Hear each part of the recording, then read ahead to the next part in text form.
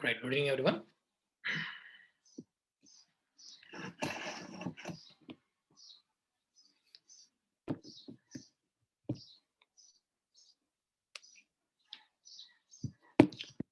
Okay. I think realized that we had a little bit of 2 sessions being booked with little overlap. I realized that.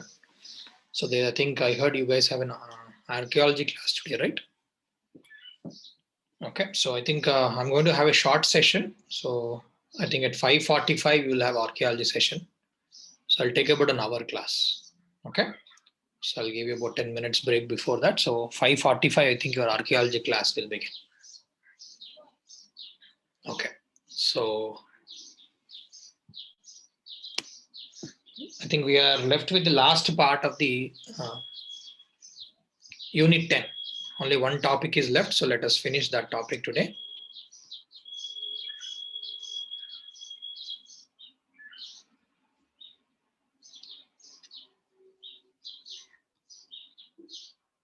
So somatotyping is the topic that we are left with. Somatotyping.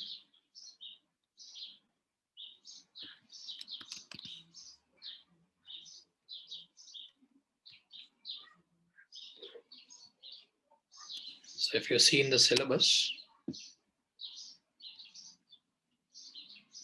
sharing the screen with you.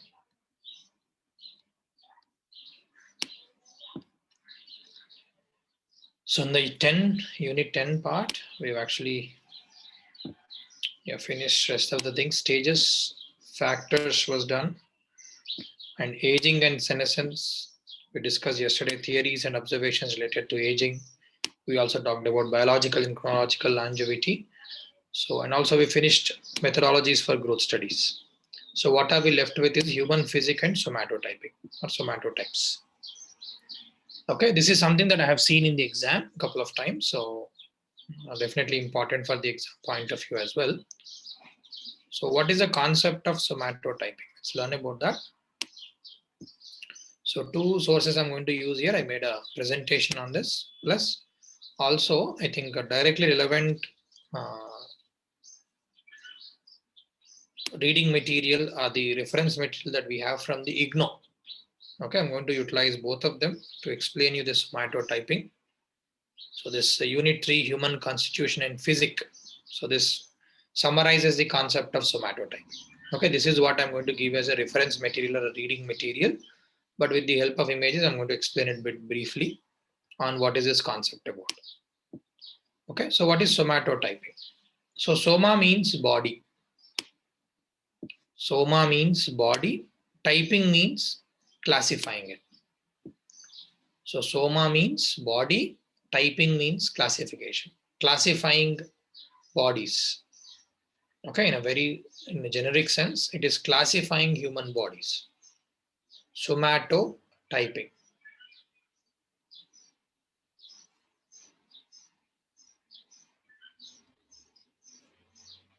Okay, so it's a method that can be used to classify human physique. It's a method for classifying human physique. So the majority of the credit of classifying humans based on their body types goes to Sheldon. Sheldon from 1940, but even before Sheldon, the somatotyping concept was used. But Sheldon seems to be the person who introduced the term somatotyping and did a more thorough analysis in classifying human bodies. So what are we learning here? We are learning that somatotyping refers to classifying human bodies. So how are human bodies classified and why are they classified? How are human bodies classified and why are they classified? And what attempts? What are the different contributions towards somatotyping is what we need to look at.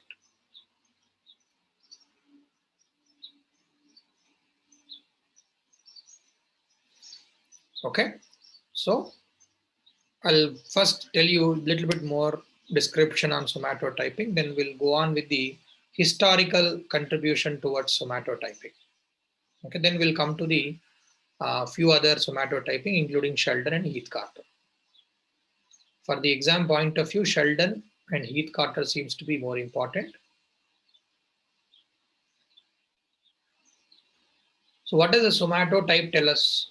So somatotype reflects an overall outlook of the body. So it tells us like overall appearance of the body, and tells us about totality of morphological features. So it provides us the overall outlook of the body, overall appearance of the body, thereby revealing or conveying totality of morphological features. What is the total representation, total idea, total picture of overall body's dimensions? So somatotype provides us an average picture about someone's body. Towards the end, I'll tell you why is that really important. What is the use of knowing on classifying someone's body type? Is there any benefit of that? We'll talk about that. There are certain applications or uses of such information that we are going to discuss in the end. For now, let's see how is somatotyping done, how are bodies classified, and in what sense they looked at this, in what context they use this information.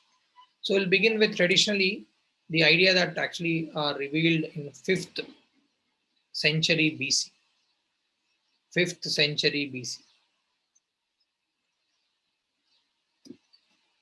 Okay, Hippocrates, Greek philosopher, Hippocrates, he described two different types of body types. Two different types of bodies. He described two different body types. He described two different body types. One is called habitus physicus. Habitus physicus.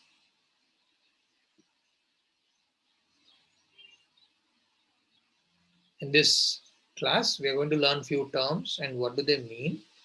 The overall idea is simple, but terminology and how they get to that concept is a bit complex, but otherwise it's knowing about the concept. Overall concept sounds very, very simple.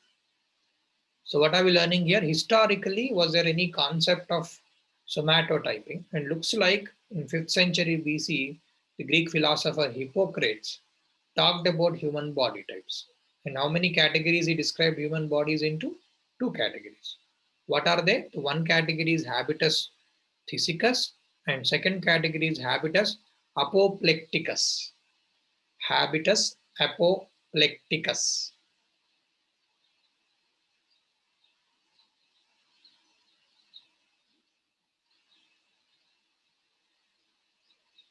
Two simple categories. If more or less this concept has not changed too much, but except a bit more details, bit more classes are being added.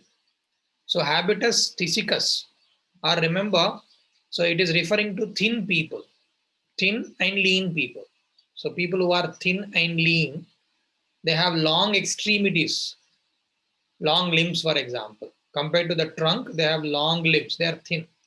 Like in the ecological anthropology, we talked about how people are towards the equator, thin and long. So similarly, thin and lean persons are considered to be habitus physicus by Hippocrates. And he also connected them to their disease vulnerability to certain infections and diseases. So assume these people who are thin and lean are assumed to have more susceptibility to TB or tuberculosis. They were correlating their physique with vulnerability to disease. Yeah. Assumed to have a greater susceptibility to tuberculosis. So this is the first category.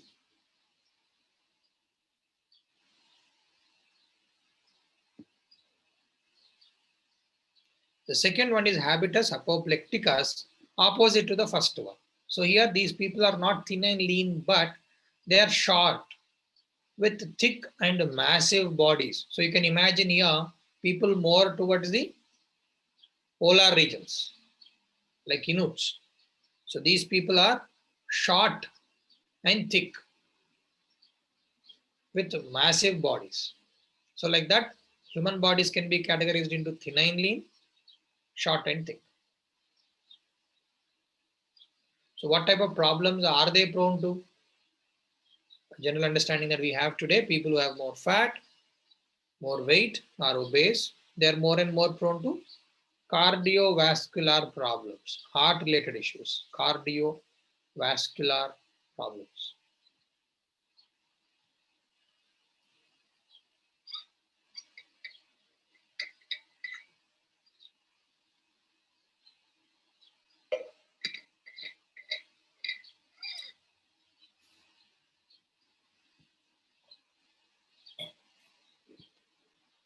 Right, like that, Hippocrates divided human bodies into two categories.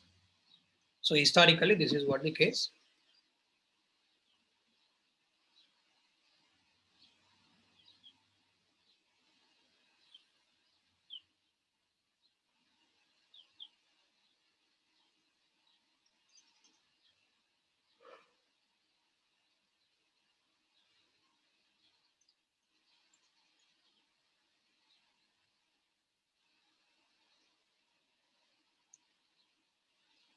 Okay, then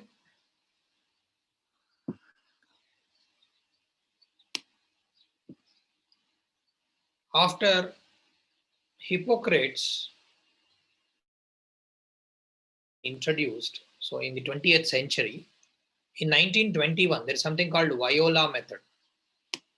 So know about them briefly, just be familiar about these methods, but we're going to discuss a bit in detail about the Sheldon methods and Heath-Carter method. Remaining methods, be aware about them. In case if they talk about different methods of somatotyping, then discuss about these different types. Otherwise, be familiar about them. The second one we're talking about is Viola's method. Viola's method. So Viola is an Italian physician. Viola is he's an Italian physician.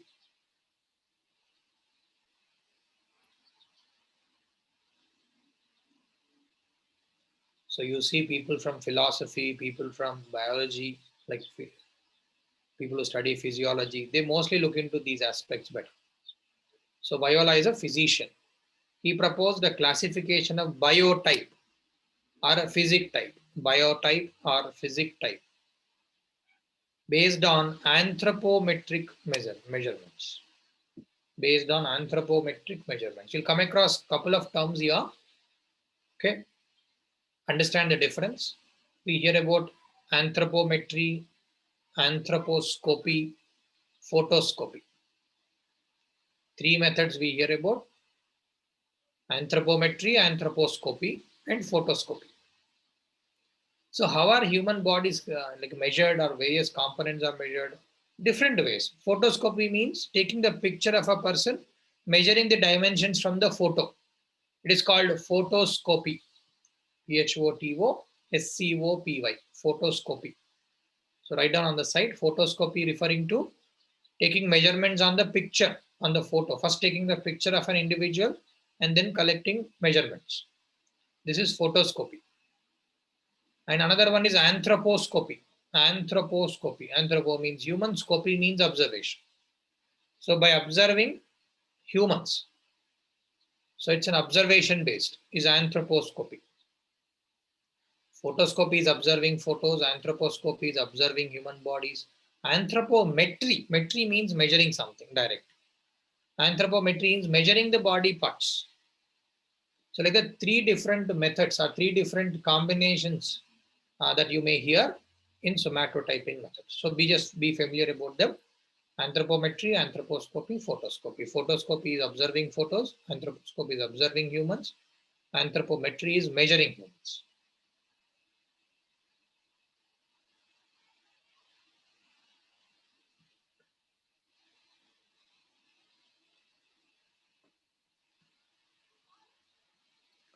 Anthropometry means a measuring body parts. So Viola, in defining various types, he took measurements of various body parts. I don't think you have to by heart all of them. There's multiples of them.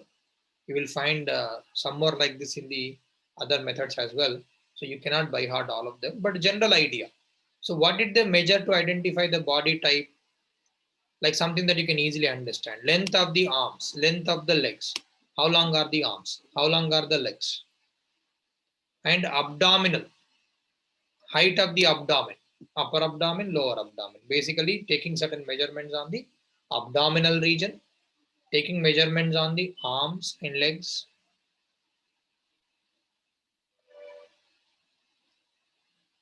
Okay. So measurements of the limbs, measurements of the abdomen. Simply, if I have to give you a more broader view on this, and measurements of the chest.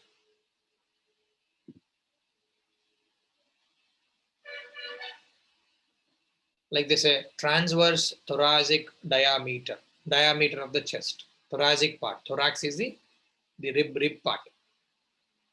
So taking the diameter of that and comparing it with the anterior posterior thoracic diameter. In other words, the front side of the chest and the back side of the chest.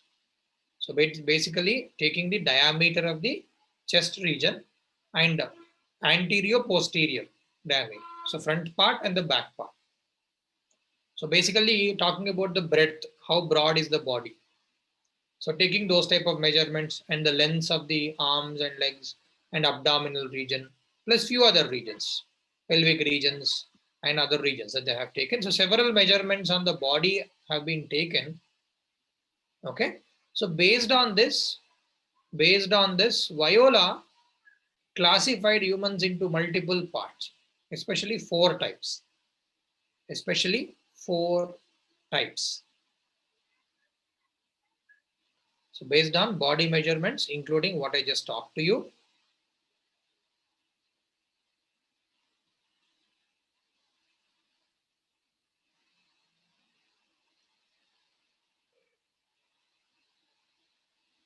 And they came up with the four categories. Longy type, longy, or simply thin. Longy means thin. Longy type. Long limbs compared to the trunk. So compared to the trunk part, limbs are long. So this is very much like what we talked about in the previous case. Thin and long. So had long limbs related to the trunk volume, and a thorax part is large compared to the abdominal part. So the abdominal region compared to them, they have a bigger or thorax or chest region. So these are people are called longy type. Longy type. So more thin basically. The second category is brachy type.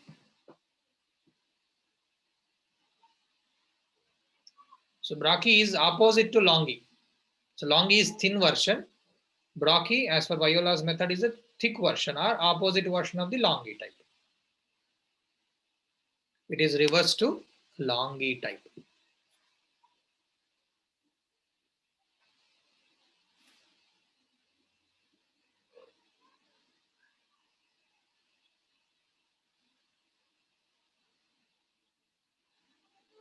So these people have short limbs and big trunk.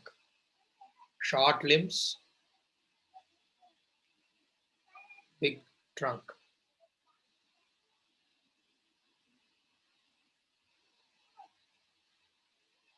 And they have a bigger abdomen compared to the thorax.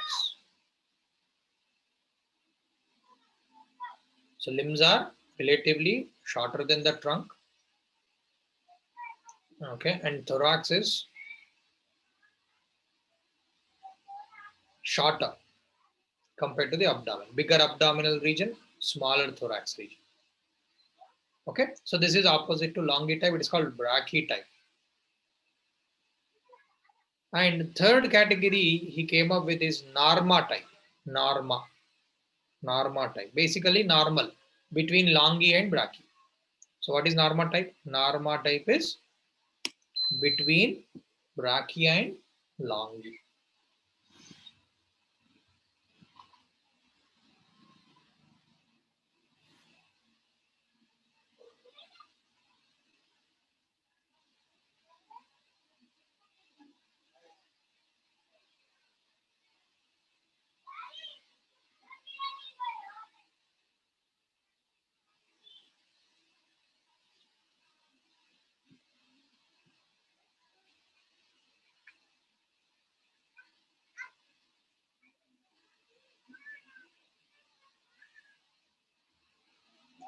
So norma is between longitype and brachytype. So normal proportion of the limbs versus trunk. So not too much of variation or in proportion to each other. So they are in equal proportional approximately. So to the size of the trunk and size of the limbs, etc. So this is called norma type. Then mixed type. He also classified what is called mixed. Mixed means disproportion parts of the human body. There is no uniformity of long or short and long parts of the body. Mixed. Some parts are long, some parts are short, like that mixed nature. So mixed type. So no uniformity, basically no uniformity. So they could not classify these people. So he put them into mixed type.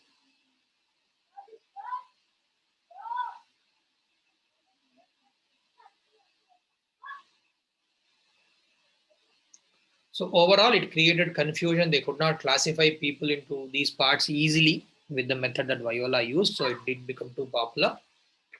But he made an attempt with respect to this.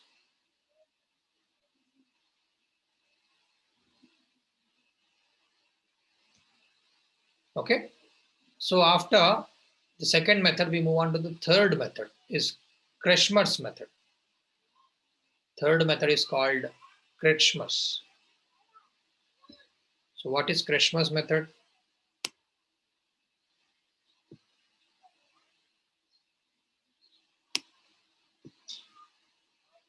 So Kretschmer is a psychiatrist. He's a psychiatrist, a German psychiatrist.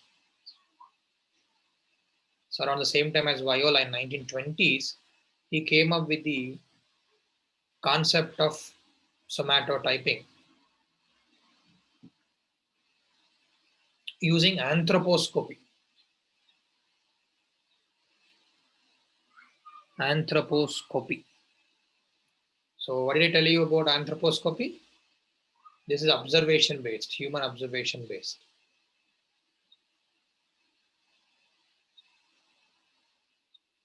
So three categories. Kretschmer divided humans into three categories based on their body types. What are they? The first one is called picnic. P-Y-K-N-I-C or picnic. First category is picnic. Second category is athletic. Athletic category.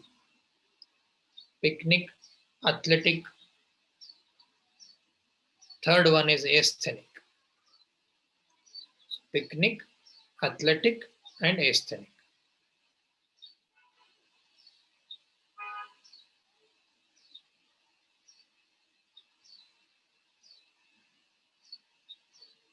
The concept has overall not changed. Picnic refers to the fat type. Fat type here, comparison between fat and muscle. So more fat, less muscle. So picnic body types, people with picnic body types have more fat and less muscle.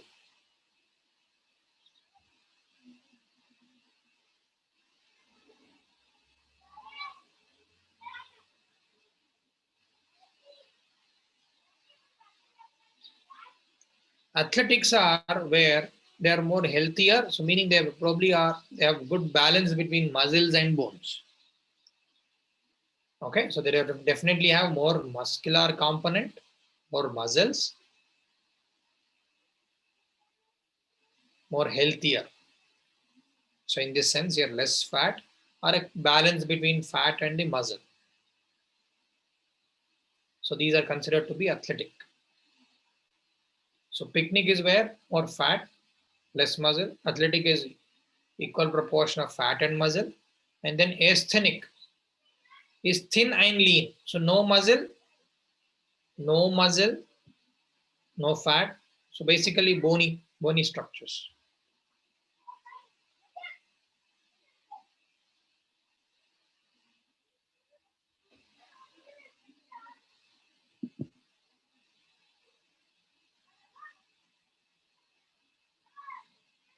So like that, Kretschmer, who's a German psychiatrist, classified them into picnic, athletic, and asthenic. Picnic referring to the fat version, athletic referring to the proportion, equal proportion of muscles and the bone parts. Asthenic referring to the more thinner versions. And interestingly, Kretschmer even tried to, because being given, he's a psychiatrist, he tried to associate the body types with their personality. They try to associate the body type with personality. We have seen with the Hippocrates that associated with the disease vulnerability. And here associated with the personality.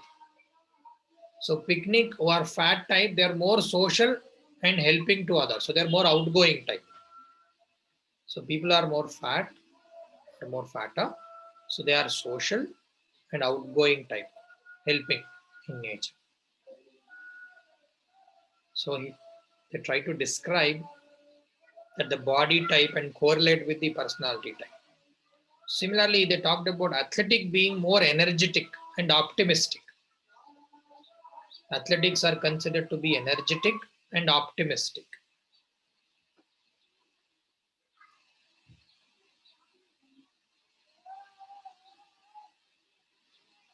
So people who are picnic are more fat in nature are more sociable, whereas athletics are more energetic and optimistic, who are flexible. They are able to adjust to any situation. The third category, people who are thin and tall, opposite to the picnic type, they're unsociable. They are shy, they are pessimistic, they are not optimistic like athletics, unsociable, shy, and pessimistic in nature.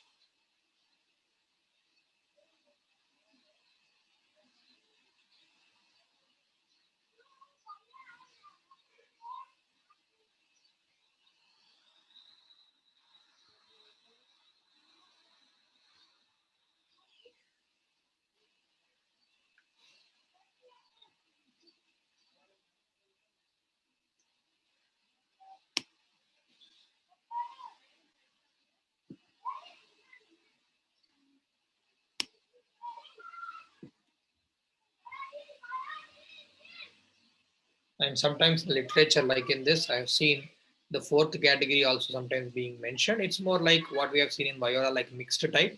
So dysplastic. Sometimes we also notice that they talked about dysplastic in addition to the three categories. So mixtures, basically mixture type, mixtures of all different types, different parts of the body.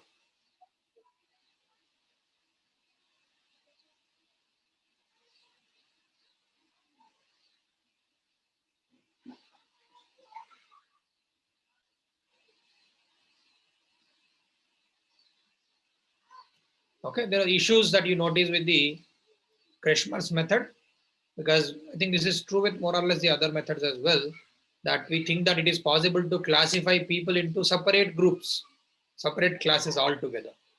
It may not happen practically. People may have, I think, mixtures of different parts.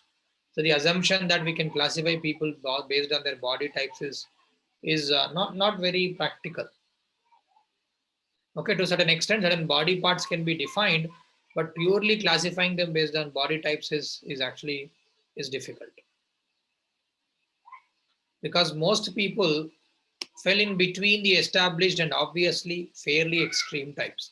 If you say too thin, too fat, something in between, you may not be able to fit people into those categories easily. Okay, so people may not fall into this discrete characteristic. That is one category. That is one problem. Second, as per the Kretschmer's method, criticized for limited sampling. He could not, or he didn't take enough samples. So measurements were actually less. So lack of detailed mathematical, equations, or lack of indices, calculating indices. Okay, so based on that, they actually failed in describing people into proper categories. So just know it. You don't have to focus too much, but be familiar about Kretschmer's method. So Hippocrates, Viola, Kretschmer.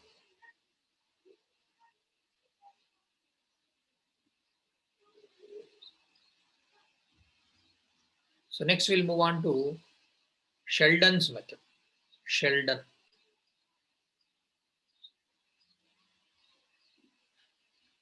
I already told you Sheldon is the person to invent the word somatotyping.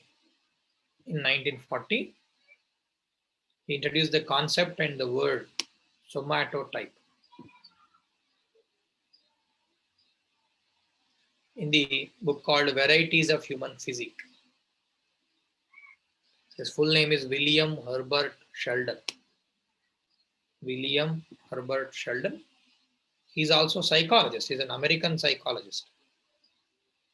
An American psychologist and also a physician.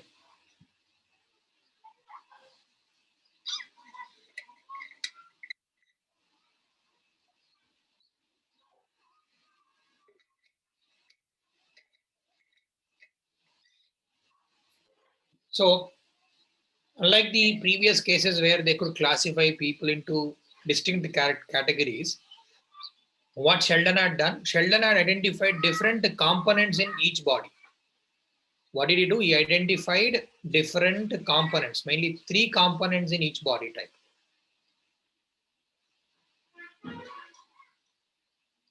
So based on that, he defined somatotype as quantification of 3 primary components.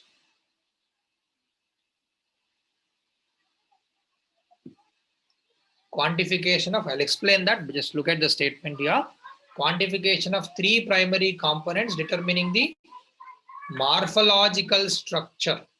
3 components determining what? Morphological structure of a person in 3 numerals. So he has given a number, numeral, okay?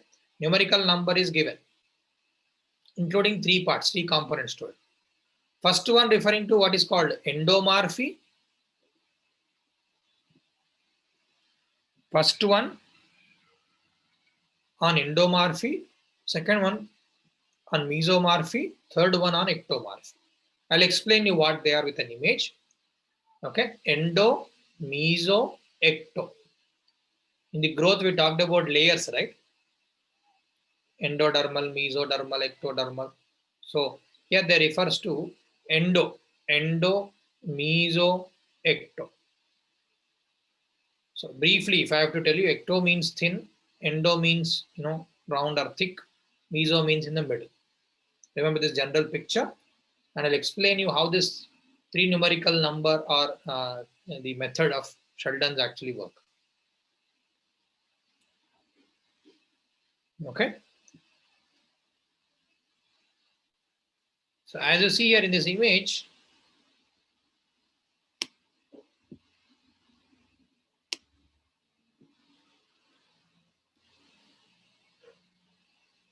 excuse me. So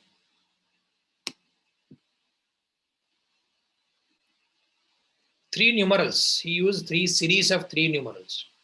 So 3 components, like for example here 711. You see the number 711. The first component is the endomorphic component. Endo refers to more or less like fat with these features. So endomorphs are extreme endomorphs where we have 7 is the highest. The number, the lowest, the minimal number is 1, highest number is 7. So 1 to 7, he rated various parts of the body. And endomorph means the first component is highest. The extreme endomorph means 711. The second 2 components are minimal. 1 given to the mesomorphism, ectomorphism. The first component is received 7. It means it is referring to extreme endomorphic. So who is endomorphs? As you see in the image, these people tend to be more fatter type. Okay, wide hips. They have wide hips and narrow shoulders. Compared to the hip region, shoulders are narrow. Their body type is like this. We briefly talked about pear-shaped body, right? Pear-shaped body for men. So similarly, like they have narrow shoulders, but body is, the hips region is actually wide. So wide hips and narrow shoulders. Roughly, if you are able to draw this diagram, okay, this is useful to you. So what should be your idea? Show narrow shoulders. Draw narrow shoulders, and when you come to the trunk part, show it is more broader. Increase the trunk part like this, more broader. So wide hips. So pear-shaped bodies that we discussed about. If you see this part of the body, pear shape. If you draw like this, it looks like pears. And a lot of fat. So why is this structure possible? How is this structure possible? Because of the fat. More fat being accumulated in this abdominal region and also in the hip region. So a lot of fat. They contain a lot of fat. Not only on the hip region and the abdominal region, lot of fat on the upper arms and the thighs. Upper arms are also thick and thighs are also thick.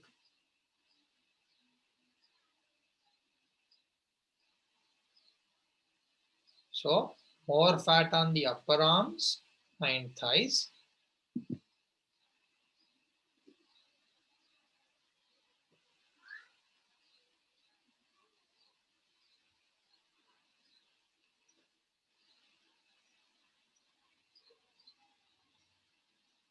And relatively their wrists and ankles were thin compared to the upper arms and thighs. The wrists are actually thin, and ankles are also thin. So these are the key body features of them. Key body features of them. Overall body structure, you explain it first. Shoulders are narrow, hips are wide, indicating more fat. And also they have fat on the upper arms and the thighs. And then wrists and ankles are thin.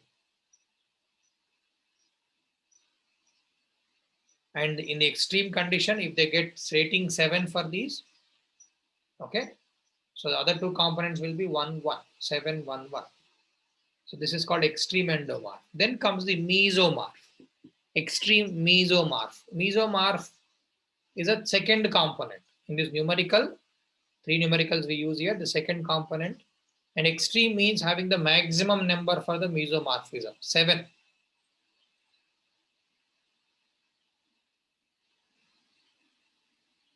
1, 7, 1. So what do they have opposite to the endomorph? They have broad shoulders and narrow hips. The shoulder length, so you draw it in such a way that the shoulders are actually broader and it goes downward. It's like triangle, downward triangle.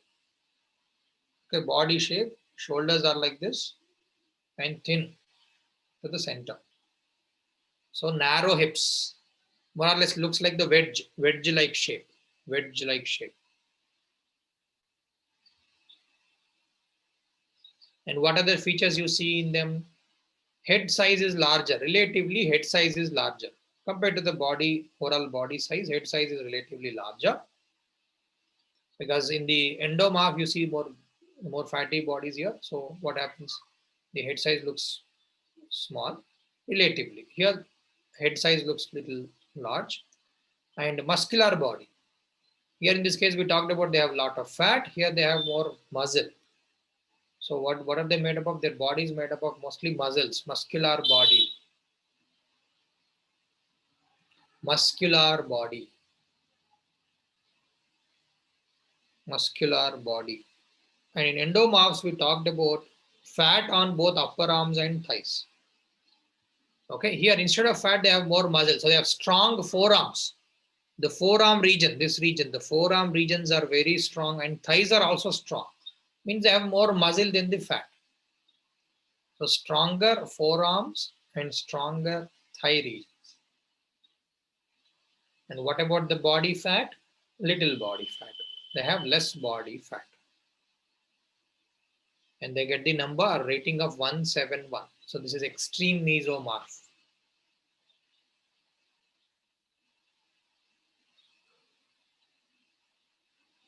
Excuse me.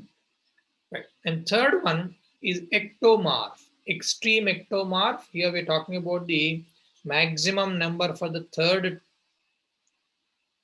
numerical. So it is 117. The rating is 117. For endomorphic nature, 1. For mesomorphic nature, 1.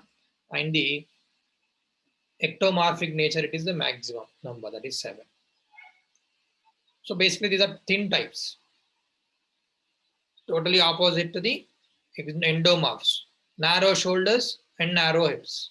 So more or less flat in a way. So in the endomorph, we talked about, narrower shoulders and broader hip region. And in mesomorphs, we talked about broad shoulders and then narrow hips. And here more or less flat. You can draw a flat line in a way. Narrow shoulders and hips. Both narrow shoulders and narrow hips. And face is also thin and lean face. Thin face. That is enough. Okay. If you want, you can write high foreheads, but thin face, if you remember, that is sufficient. And overall flat. So it means not only shoulders are narrow, chest is also narrow. A thin and narrow chest. Thin and narrow chest. And also even abdominal region is also narrow. So overall, narrow shoulders, narrow chest, narrow abdomen. Okay. And a narrow hip region. What about the legs?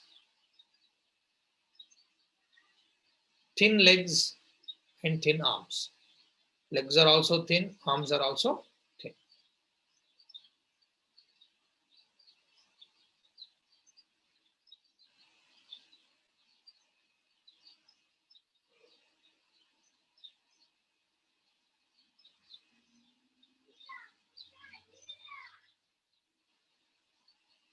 And what about fat and muscle? They have little muscle, little body fat.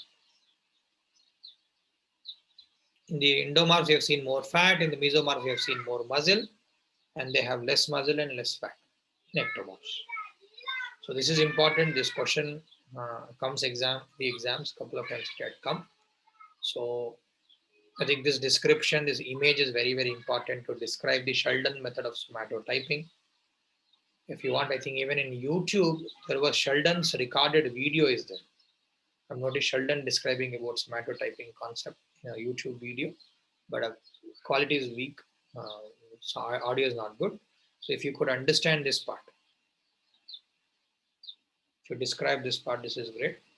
Okay, so I hope you understood the endomorph, mesomorph, and ectomorph. How is the three numericals are determined? But how did he measure this? What type of method is this? So this is keyword that you have to use. What method did Sheldon use for it? Sheldon used photoscopic method. But it's Sheldon used photoscopic or photometry measurements that he has taken on the pictures. Taking pictures of the body, okay, and observation on them and making measurements on them. So photoscopy and photometry.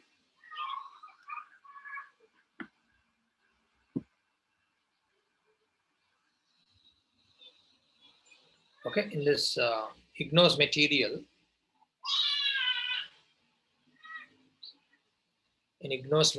you notice how he actually came up with this idea.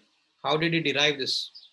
So what is a method? So briefly also learn about the method. How did he come up with these three categories? How did he give that numbering?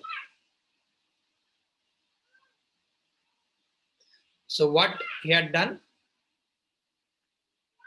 So he estimated the somatotype utilizing height and weight and three standardized photographs. Front, side, and rear views. As you see, photographs taken like this. Front photograph, side photograph, and rear side of the photographs. Three photographs of an individual has been taken like that. He took 4,000 college students' photographs. So 4,000 undergraduates. I think this is where he was teaching. So undergraduate college, so degree college basically, 4,000 college men and the nude subjects. He took pictures of the nude subjects here of 4,000 people.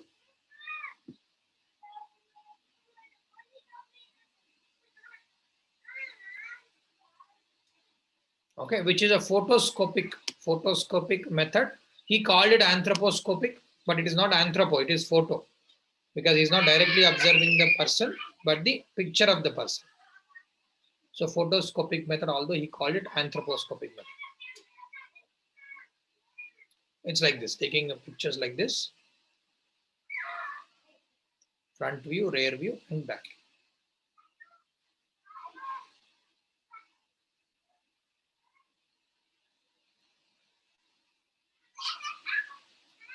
Frontal, side, rear.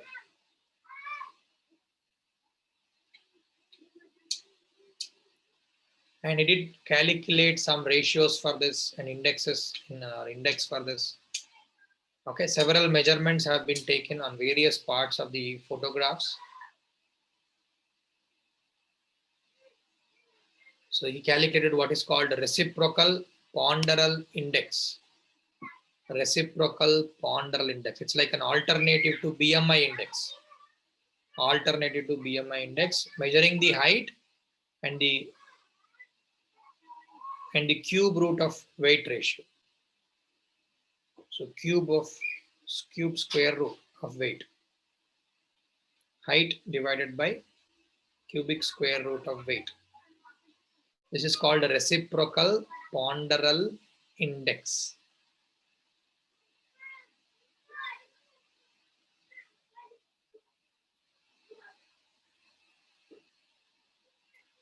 Okay, plus how did he come up with this idea? Calculated 17 measurements of diameters. 17 measures of diameter, 17 parts in the body, diameters that he measured. The transverse measurements you can call, or diameters you can call. 17 transverse measurements are 17 diameters taken on the photograph. Okay, some of them like 4 on head and neck regions. 4 such measurements have been taken on the head region and the neck region.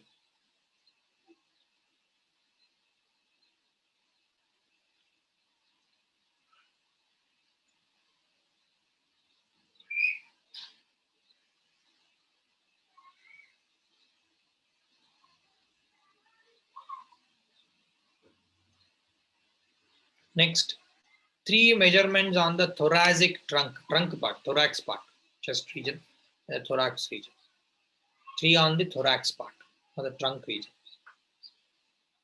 So 4 on head and neck region, 3 on the thoracic region or trunk region, 3 on the arms. So 3 measurements on arms. 3 on arms, 4 on legs.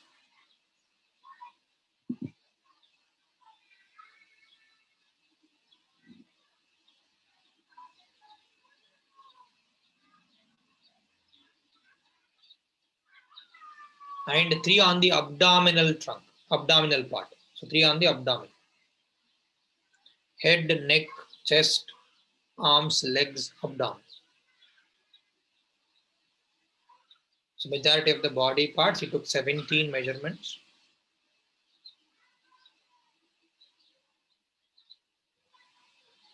Okay.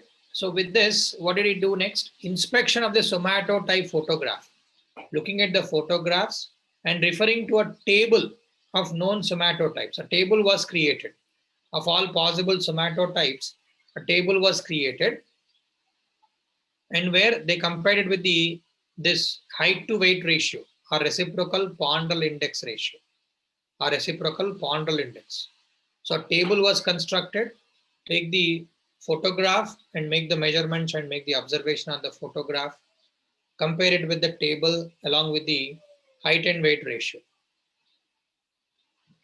This is how numbering them of what type of numerical they would get and giving the final score on this. For that, each component, endomorphic nature, mesomorphic nature, ectomorphic nature, individually they estimated it or assessed it. And ratings, I was telling you, 7-point scale. 1 is the least number or least expression. 4 is the moderate. 3 to 4 or 4 is the moderate. And 7 is the maximum. 7 is the maximum.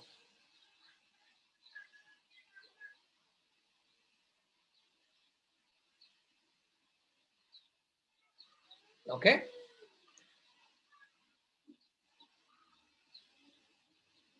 And also, you notice that it's giving that numerical number, 3-digit number, a 3 numerical number.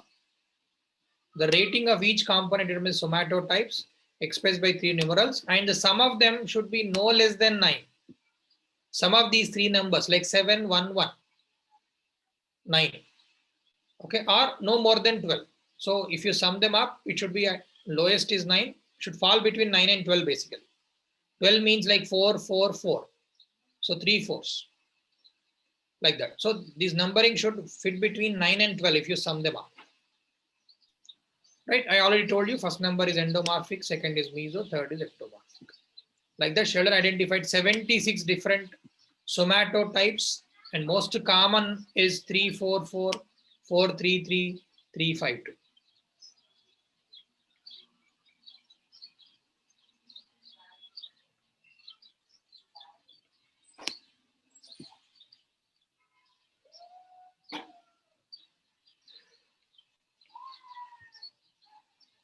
So if you see this image, how people are normally distributed to give you an idea.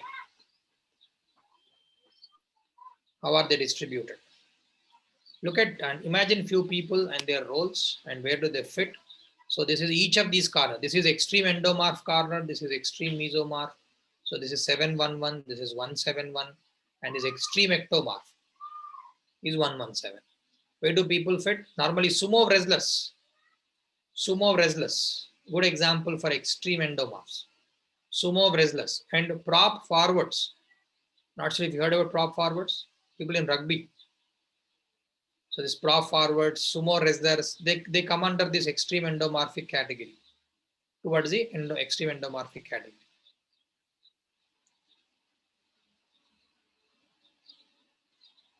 So make a note of few of them, just to give a description of and what kind of people fit into these categories. Extreme endomorphs examples are sumo wrestlers.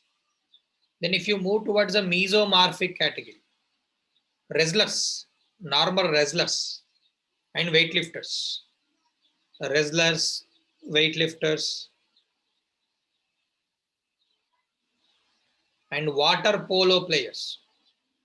You can pick one or two, that is enough. Weightlifters and wrestlers are enough. So they come towards the extreme mesomorph. They will have less fat or balanced fat and muscle. Okay, and more muscle basically. Then if you move from the mesomorphs to the ectomorphs, gymnasts, sprinters, swimmers. You can pick one or two examples here. People who are into gymnastics, professional gymnasts, and swimmers.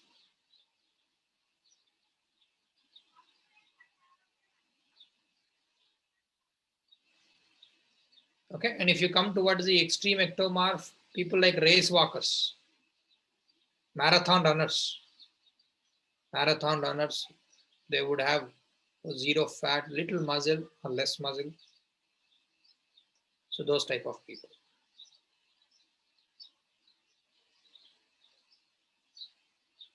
Okay. So can you simplify the 2 points after say measuring the diameters? I was not able to follow. So they created a table. Sorry. In the method, sir. Yes, okay. I'll come. Yes, in the method. Yeah, C and D. C and D. Right. Basically, what Sheldon had done, took several measurements on the body. Also, he took the height and weight ratios. From that, he calculated this reciprocal ponderal index. So this number is calculated. What he had done, he created a table for that. All different possibilities, a table, reference table had been created. Okay, so this is a table of known somatotypes has been created. And here, in comparison with the HWR, height and weight ratios and given numerical numbers. Like all possible numbers are given there. So what do? You basically measure or look at the photo and see based on different part, how endomorphic is it? Whether you give one number 1 or rank 7 or rank 4. Like that endomorphic nature, you give a number. And then mesomorphic nature, you give a number. Ectomorphic nature, you give a number. From that you say someone who is really fat, the number would look like 711. So like that, based on the reference table, approximately, he has a table of different possibilities. Looking at that table, looking at the height and weight ratios, defining, giving a number, a numerical number, how much endomorphic nature, how much mesomorphic nature, how much ectomorphic nature. So for each individual, a score is given. 711 score if they receive, they're endomorphic, extreme endomorphic. 171 and 117 for the extreme meso and extreme ecto. People, as I was telling you, they fall in between, like 335 or 344, 352, 433, like that. A scheme has been designed. So for this C, just briefly mention this. What did he do? 17 transverse measures or diameter measures he has taken, calculated height to weight ratios like this. And then third, based on a table, a reference table, he defined or he provided score for each individual. A score has been provided to each individual. How does the score look like? Explain about 3 numerical numbers. Okay, explain about 3 numerical numbers and talk about the extreme conditions, which will be easier. And people can fall anywhere in between as well. Unlike the previous cases, strictly they talked about categories. Here they can fall in between, right? So he provided that option as well here. That is why Sheldon's method is more popular. But later I think corrections were made to the Sheldon method as well. But Sheldon method is more popular for that reason, because he accommodated many of them, bit more scientific, although there were actually issues in his method as well. Okay, if you write so much, like how did he derive a number like that for each individual? Like that, he did that for 4,000 people, and by taking 4,000 references or sample, he could come up with a difference table, so other people can utilize it.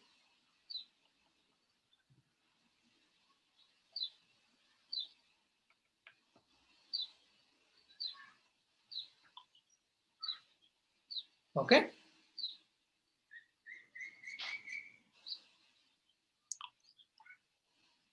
So next we'll talk about.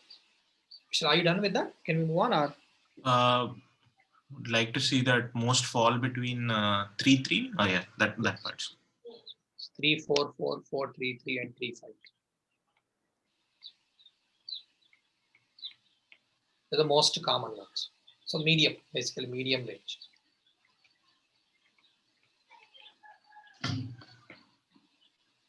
Okay, what are the issues? What issues do you find with his method? I think it is a bit subjective, probably. Correct. So it looks more subjective. Very good. And what did he choose here? Write down those points. There are a bit more complex points in criticism here. I'll give you more simpler ones that you can easily relate to. So it is more subjective method. Sheldon method has been criticized to be more subjective in nature and less objective. Subjective technique. So it is not objective. And it is photoscopic, not real subjects. Instead, relied on photographs. That would also add error. So it is photoscopic.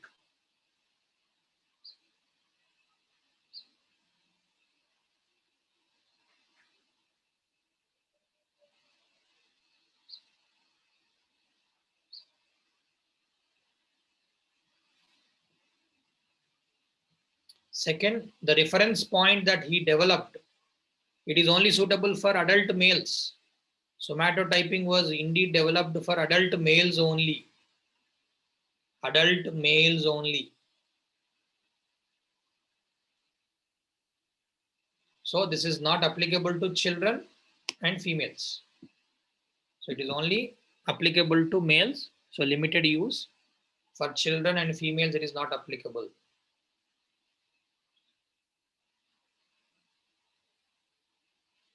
Okay. And age, in another concept here, which makes it a bit more subjective, is only undergraduate students he has taken. So certain age group people are only considered here. We realize that, or we observe that we actually have people who change their body shape over a period of time. They put on more weight. We talked about this in growth components, right? So if you only consider people at certain age group, then it may not represent the other age group people. So that is also a problem here. Okay. And what else? He used an arbitrary scale. He used an arbitrary scale that permitted no rating more than 7 and less than 1.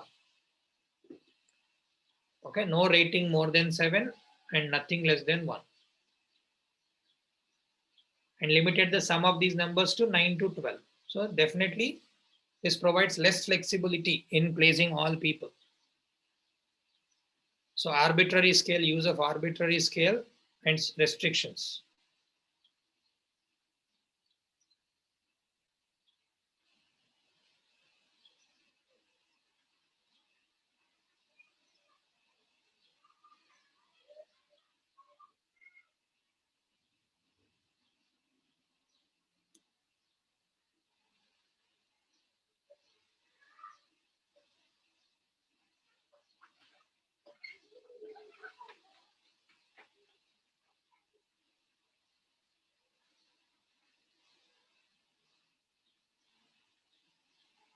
Okay, so to accommodate few of these critics, Sheldon did make some changes. He came up with a different measures. Okay, Sheldon did make a change, and this is referred to as Sheldon's objective method. He created an objective method where he briefly made changes to the measures that he has taken. Okay, he changed the way the trunk index was calculated. So trunk index method, thoracic and abdominal trunk, basically because this is assuming that these parts would not change so much. Trunk part and that is thoracic part and abdominal part. Index has been calculated assuming that they are constant throughout the life.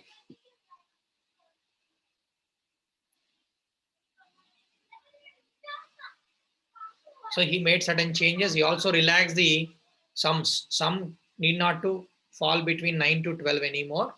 He made some relaxation to that. And he added a few more measures like 76, he expanded it to 88. Okay, so like that, he made few changes to satisfy some of the requirements. Okay, but I think the most important one or the most acceptable one today is the next method and the last method in this category, which is Heath-Carter method. Heath-Carter method. The last one that we're going to talk about is the Heath-Carter method.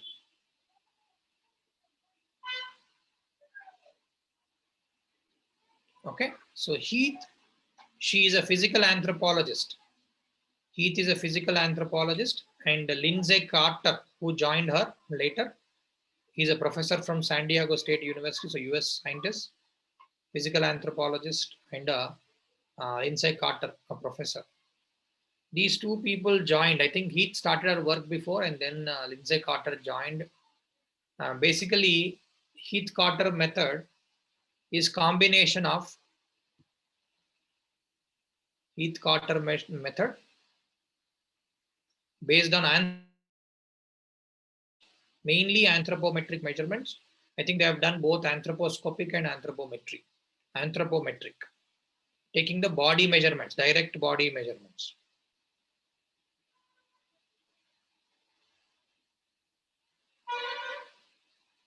Okay, and this is developed based on the shortcomings of or addressing the shortcomings of Sheldon's method. So this method developed after critically examining the shortcomings in Sheldon's method. So it's a modified version basically of Sheldon's method.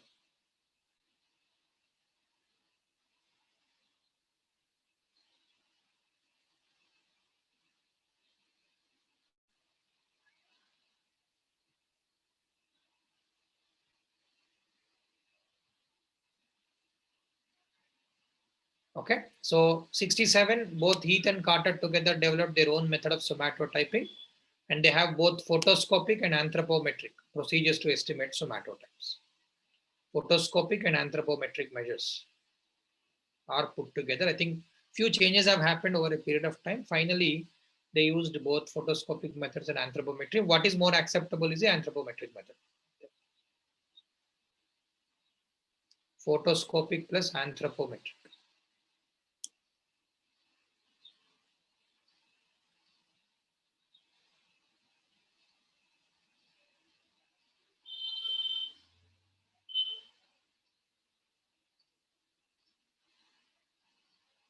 Okay, they made few changes here. What are those changes? They removed the arbitrary scale.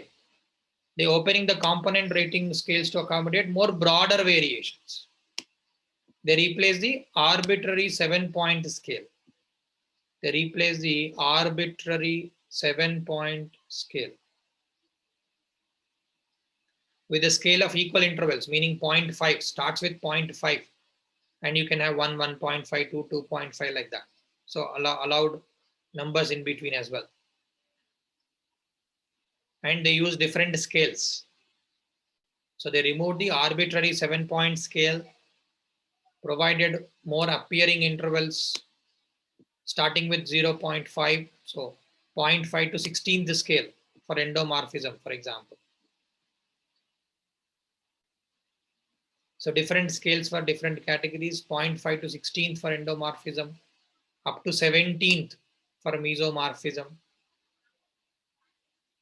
0.5 or 1.5 or half to 16 scale, up to 17 scale for mesomorphism, up to 9th scale for ectomorphism.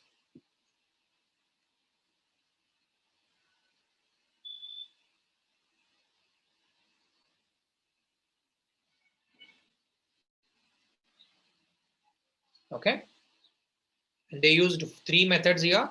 Photoscopic, I think we already written that is enough. Photoscopic plus anthropometric is enough.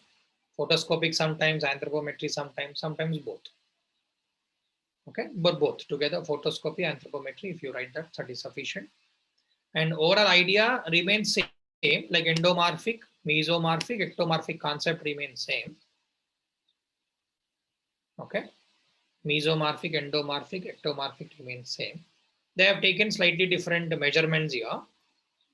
So I think round, endomorphic is round. As you see here, endomorphic means round. Circle if you put here, endomorphic or roundness or fatness.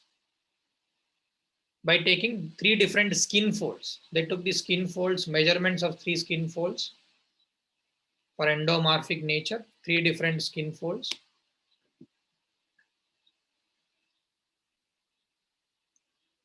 Some of the 3 skin folds like tricep region, subscapular region, suprailiac region. I'll show what they are. Triceps you probably are aware of, right? Triceps behind the biceps, so tricep region, and subscapular and suprailiac. I'll show you what they are. Okay, so subscapular is this. If you can see the muscle that we have underneath the shoulder, the muscle part is that fold we normally have beneath at the back.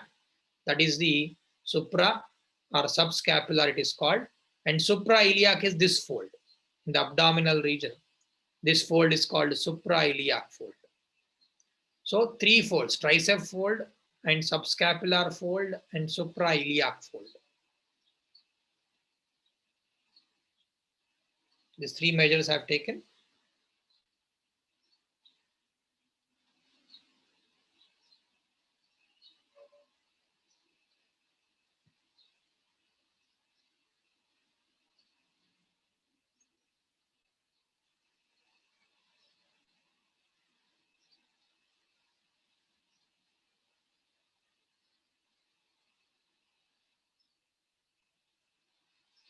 Second, mesomorphy. How did mesomorphy was derived? Mesomorphy was derived for basically they were looking for muscle to skeletal comparison. So they wanted to get a feel about how much muscle is present compared to the skeletal system, skeletal part or bone region. Okay, basically they want to see the more fat-free part or more muscle part. So for this, they calculated, they took bi-epicondylar breadths of the humerus and femur. So femur is the thigh bone. So humerus part from the hand and the thigh bone part, they've calculated by epicondylar width. So basically, if you fold your leg like this, the region that you find it here, this region they calculate. This is called by epicondylar width at the knee region.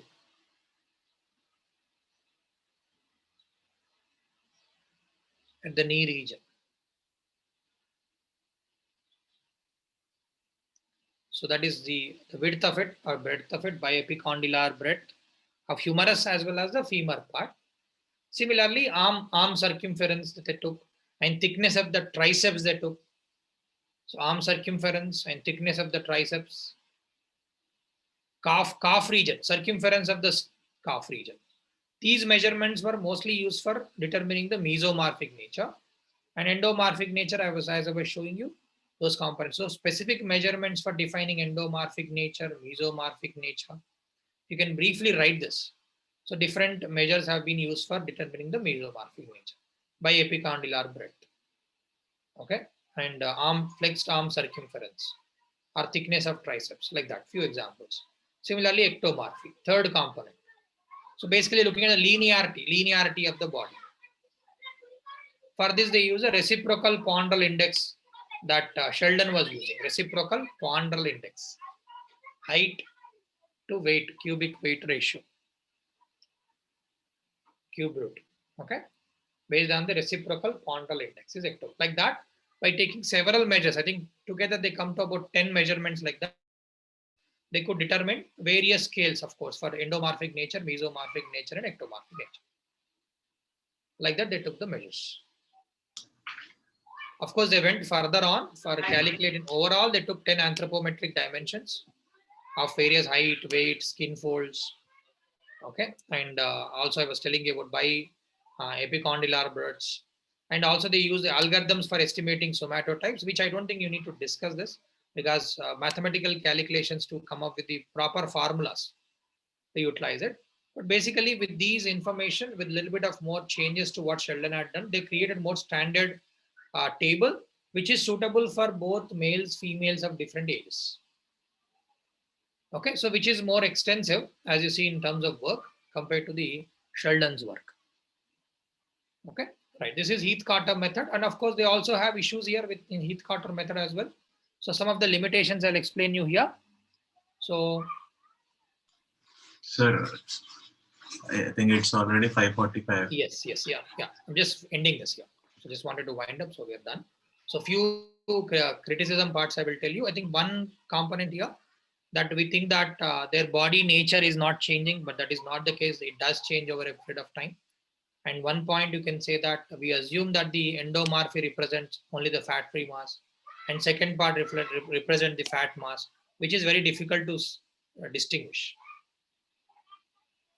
Okay, so partitions of the body weight into lean and fat components is difficult, and a lot of error will be there in that. Okay, they are trying to come up with the various body components like that. Okay. And there will be enough errors when we talk about an error of 0.5 somatotyping, 0.5% of error will be introduced in them. Okay, there will be some amount of error in the calculations happen here, so it won't be absolute. And the last point is this method for children below 6 years is not suitable. So it is not suitable for 6 years and below children. So these are the issues with the Heath-Carter method. So overall, I described the somatotyping, various types of them, and how does it work. In the next class, just remind me, I'll briefly tell you about the uses and applications of this method. Okay, and with that, we'll start with the next unit. Just remind me, I'm going to give you briefly applications.